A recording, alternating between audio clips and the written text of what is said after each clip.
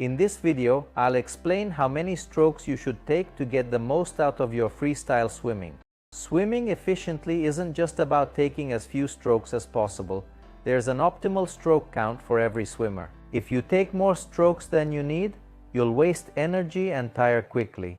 But if you take too few strokes, your swimming will become choppy and you'll move more slowly. However, there's a smart way to use strokes per length to your advantage, by using the correct quantity of strokes for every speed and distance based on the specific morphology of each individual swimmer.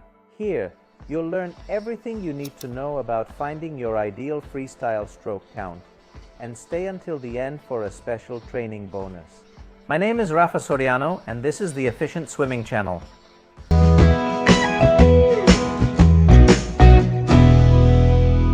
Hi swimmers! The length of the stroke is a metric that is being used more and more in swimming, even within the world of competitive swimming, and it refers to the total distance that the swimmer covers with every single stroke they take. There are many different ways to measure this specific distance, but the simplest way is to just count your strokes. The very first thing you need to know is that the number of strokes per length depends on your wingspan. For the vast majority of people, their wingspan and their height are practically the exact same measurement, but some exceptional swimmers have a wingspan greater than their height.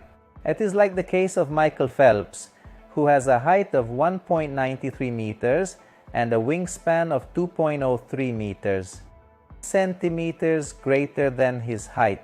Another example is former Brazilian swimmer and Olympic medalist Gustavo Borges, who is 2.03 meters tall and has an extraordinary wingspan of 2.33 meters. His wingspan is 30 centimeters greater than his height.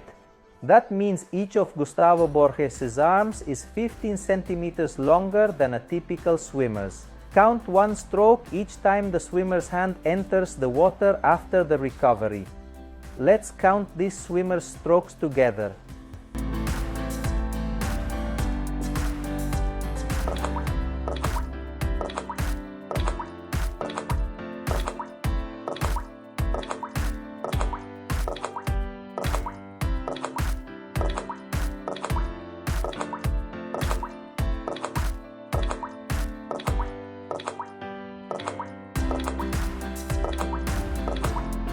We have seen that the number of strokes depends on the wingspan.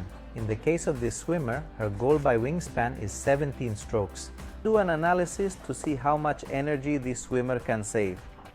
In 25 meters, she does 25 strokes. 1 meter per stroke. Her goal according to her wingspan we saw was 17 strokes. She would be swimming at 1 meter 47 per stroke. If we transfer this to a 1,500 meter triathlon, she would be taking 1,500 strokes if she fails to meet her goal. But if she swims with the 17 strokes, she would be swimming with 1,020 strokes. That is a saving of 480 strokes. That is 19.2 long meters. In a 3,800 meter Ironman, missing her goal means 3,800 strokes. But if she meets her goal swimming at 17 strokes, she would be swimming with 2,584 strokes. A saving of 1,215 strokes. That is 48.6 long meters. She saves practically an Olympic triathlon. This simple calculation shows how much energy you can save by swimming efficiently. And this is just from lowering strokes. But if we lower the kicks and perform a double time kick coordinated with the body movements as we saw in previous videos, the energy saving is even more significant. For triathletes, finishing the swimming portion of the race with fresh legs and energy is crucial for having a good bike segment and having reserves for the final run. A quick question: how many strokes do you currently take in 25 meters? Leave your answer in the comments. And do not forget to support the channel by subscribing and sharing this video with others. Counting strokes is an easy skill to learn. You will only have to swim and do series with different distances, concentrated on counting each time you make an entry with your hand in the water. Pay close attention to this data because without it, your stroke count will not be correct. Because it is not the same to perform the first stroke 2 meters from the wall as it is at 3, 4 or 5. You must take into account the glide distance. If you've noticed, most pools have different colored lane ropes for the first 5 meters. This is our glide zone, and in this zone we do not perform any strokes, we simply push off and glide. If your pool does not have lane ropes or you do not have the 5 meters marked, do not worry. I will teach you my trick so that you can control this distance.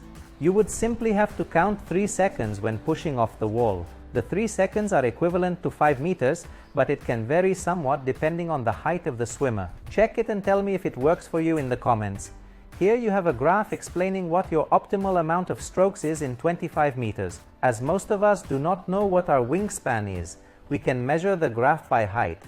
You will see that there is a green zone, a yellow zone, and a red zone. In each of these zones, we will perform a different number of strokes. The green zone is your minimum number of strokes according to your wingspan. It is the zone of maximum energy savings, recommended for long distances or for swimming enjoying to the maximum without getting tired. The yellow zone represents your cruising speed. We do some extra strokes to manage to generate more speed. This zone is recommended for intermediate distances. The red zone of the graph represents the maximum number of strokes that we can perform in order to generate our maximum speed. If you exceed this maximum number of strokes, you will be cutting your glide short and you will start to swim slower. You can use these zones in a strategic way. For example, in a triathlon, you can recover in the green zone, continue the race in the yellow zone, and at the end of the race, when you see the finish line, you can do a sprint in the red zone. Here is the chart for 50-meter pools. I encourage you to keep training regardless of whether you are within your stroke range or not. To lower and control your stroke count, there is no other path but to improve your technique.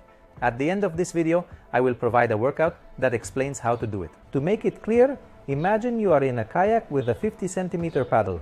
You will have to make many strokes and you will get very tired. No matter how much you use the paddle's reach, it will only give so much because it is short.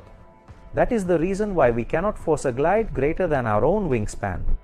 Now, if you swap the 50-centimeter paddle for one of 2 meters, you will take fewer strokes, you will advance more, and you will get less tired.